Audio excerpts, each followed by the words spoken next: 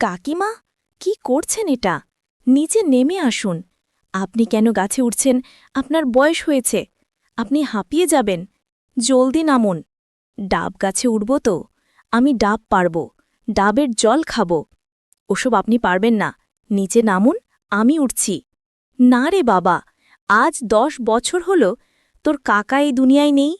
ডাব জলে মনে হয় পুরো ভরে গেছে। কাউকে পাই না ডাব গাছে চড়িয়ে ডাব পেড়ে নিতে।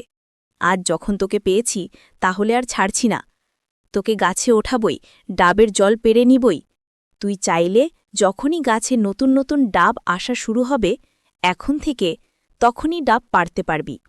তবে আমার বাড়িতে যেই ডাব গাছে তুই উঠবি এটা যেন ভুলেও এলাকার লোক না জানে। লোকে জানাজানি হলে তখন তুই কিন্তু আর পাবি না, তখন শুধু পোস্তাতে হবে। না না কাকিমা, এই গাছের সম্পর্কে একটা কাকপক্ষেও কিচ্ছু জানবে না। ঠিক আছে, এই না হলে আমার বুদ্ধিমান ভাতিজা। এভাবে কথাগুলো বলে আমাকে হাত ধরে টেনে পাশের বাড়ির বিধবা কাকিমার কাছে নিল। বলল, বাবা, আর দেরি কিসের? নে, কিছু পড়ে নিয়ে গাছে উঠতে শুরু কর। আমি আর ডাব গাছে রাখতে পারছি না। সরলা বিধবা হয়ে গেছে অল্প বয়সে। রাতগুলো তার কাছে দীর্ঘ, নিঃশব্দ এবং একাকিত্বর ভার বুকের ভেতরে আগুন জ্বালায়। ঘরের কোণে প্রদীপের ক্ষীণ আলো ঝাপসা ছায়া ফেলছে।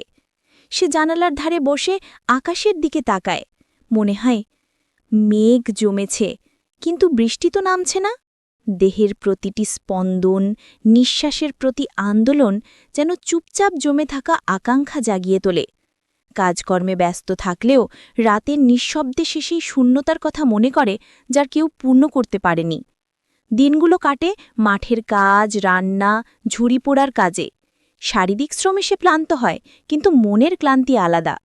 মাঝে মাঝে হাতের কাজ থেমে যায়, চোখ স্বাভাবিক দৃষ্টি হারায়। ঘরের কোণে বসে কাঁপা হাতে চায়ের কাপে হাত ধরে, মনে মনে ভাবছে, এই একাকিত্ব কখন শেষ হবে। একা থাকার অনুভূতি কখনো ভরসা দেয়, কখনো দমিয়ে রাখে। শরীরের প্রতিটি আন্দোলন, নিঃশ্বাসের প্রতি স্পন্দন যেন চুপচাপ একটি অদৃশ্য আগুন জাগিয়ে তোলে, যা রাতের অন্ধকারে প্রকাশ পায়। পাশের বাড়ির যুবক আরিফ হঠাৎ করে সরলার জীবনে প্রবেশ করে। প্রথমে শুধু সাহায্য করতে আসে, কাঠ কেটে আনে, কুয়োর পানি তোলে। ধীরে ধীরে তার চোখে ভেসে আসে অন্যরকম দৃষ্টি। সরলা লক্ষ্য করে ঘামের ফোঁটা কপালে গড়িয়ে পড়ছে, বুকের ভেতরে হঠাৎ কেঁপে ওঠা। মনে হল দীর্ঘ একাকিত্বর ঝড় যেন সামান্য ছোঁয়াতেই ধুয়ে গেল। এক বিকেলে বাঁশঝাড়ের পথে ফেরার সময় চোখাচুকি হল।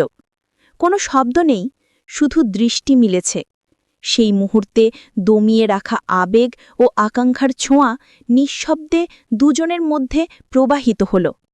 ঝড়ের আগের সেই চুপচাপ মুহূর্তে বুকের ভেতরে জমে থাকা আগুন আরও তীব্র হয়ে ওঠে। বৈশাখের হাওয়া বইছে, পল্লব দুলছে, আকাশে মেঘ জমেছে।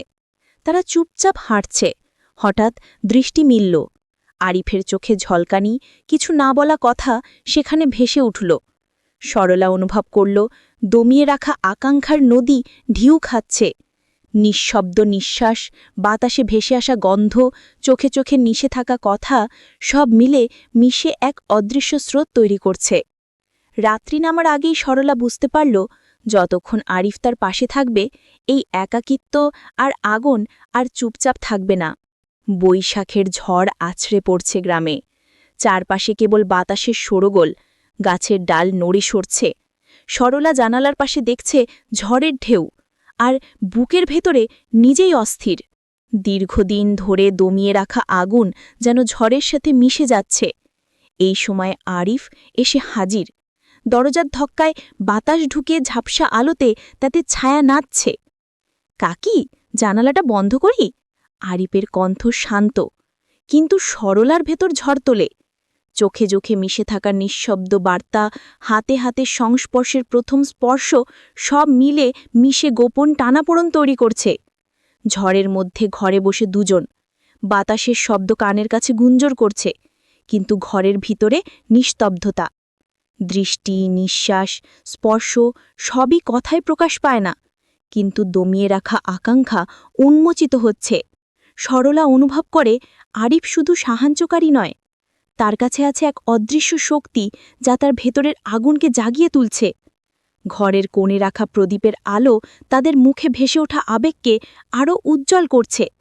একবারের জন্য চোখের ইশারাই পুরো গল্প বলে দিচ্ছে, কোনো শব্দ ছাড়াই।